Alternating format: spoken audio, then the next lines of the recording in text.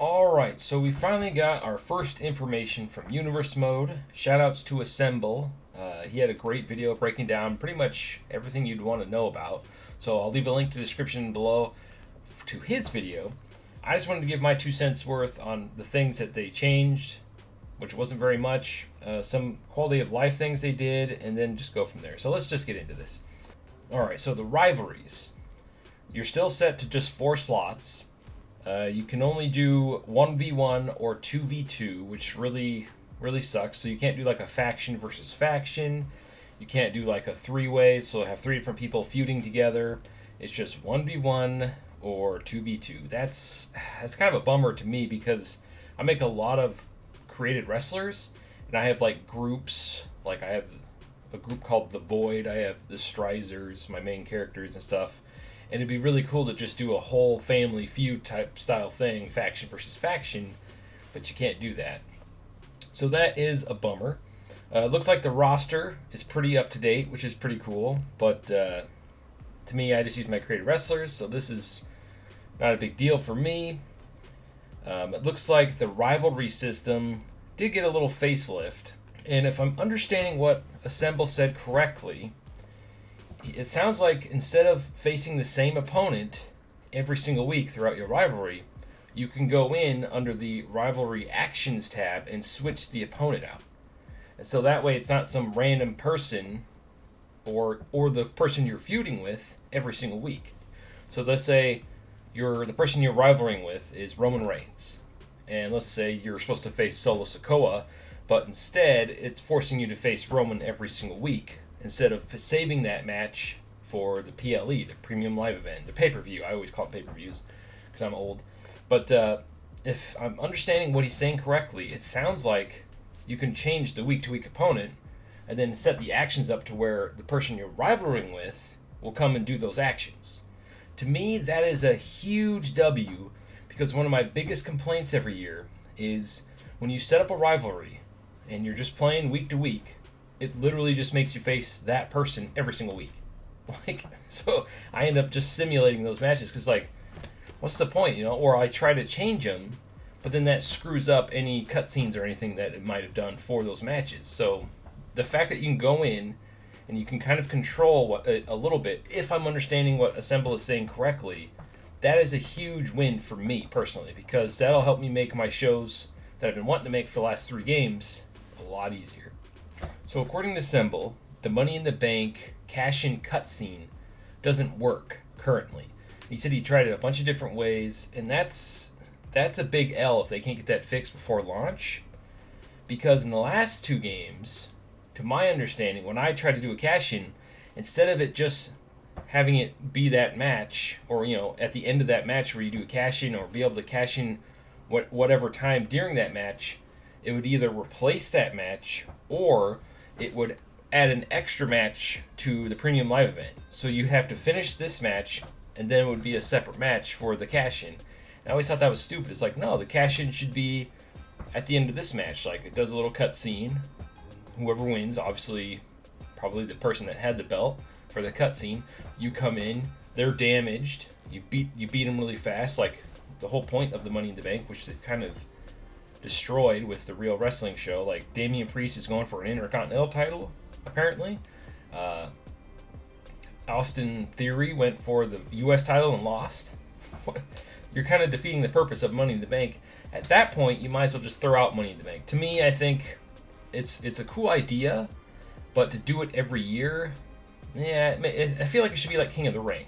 They should do it every once in a while to make it really special, and to give that because if they do it every year, then you have to somehow book the Money in the Bank in a intelligent way. Otherwise, you kind of damage the whole point of Money in the Bank. It's a cool ladder match, right? It's a cool event, but if you don't really utilize what the briefcase is essentially for, a big, devastating, random moment, then it kind of defeats the purpose and kind of ruins the mystique of Money in the Bank, if that makes sense.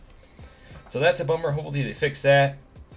Another cool thing for me that he pointed out was when you're spectating matches, you have like a free roaming camera. That is huge. So when I make my 50 characters and I want to make like shows and stuff out of it, and I don't feel like playing as every single match, I'm going to have fun watching it now because I can just move the camera around and try to direct it like a real wrestling show. I'm going to spend so much time with this game that I don't know if I'm ever going to need another wrestling game unless they blow this one out of the water next year. So that camera thing is going to be huge for me. Another bummer is that there's not going to be a clean slate option, basically where it just resets everything to 0. Like no tag teams, no stats, no nothing. I know Just Brian, Beach Bites, we're all like wanting this option. Shout outs to them. Make sure you go check out their channels. They're great content creators. It's kind of sucks. I didn't even think about that type of an option. I'm like, you know what? That makes a lot of sense. See, I was going in the opposite direction where I kind of wanted to be able to go through and change the stats for certain shows. So if you've played like 30 years of Universe mode in the last game, you could just go in and make your champion have the belt for this many years or this many days or whatever, and then just go through that way. That way you can truly make it your own. But the clean slate option makes a lot more sense because then it would make the game run a lot better because there's so much crap in that mode that just it's making it harder for it to run itself, so to speak. So clean slate option I kind of wish was in it. It's a bummer that it's not. And then the two biggest things that are disappointments to me is there's no promos. Like, I mean, if they brought them back like they were before, it'd be crap anyway. Another thing that's a bummer is that there's no show openers. I feel like that shouldn't be that difficult. It's just a little cutscene at the beginning. Now, granted, the last time they were in, cheat sheet, they kind of went a little too long with the little opening animation. Just shorten the animation a little bit, but have the cool opening. I mean, obviously, us YouTubers can just make our own opening, but if you're not a content creator and you just want to have fun with the game with full authenticity and a cool show opener, it sucks you can't do that. So yeah, that's about sums up the things that stood out to me for Universe Mode. Shoutouts to Assemble and any other content creators that bring out more information. I'm still excited for the mode. It sucks that we didn't get like huge adjustments, but some of these little things are going to add up, I think. And if everything works like it sounds like it's going to, I won't know until I get the created wrestlers in there, because every time I use full created wrestler rosters, things start messing up. Like if I get over, I want to say 20 superstars on a show, a complete custom arena, custom belts, all custom wrestlers, things start acting up. So I won't know to tell you guys until I get my hands on it and really dive deep into it. Anyway, thank you for watching. Sound off in the comments below how you feel about this news about Universe Mode. Make sure you go check out Matt's video over there at Assemble. I'll leave a link in the description below. And stay frosty. Delicious!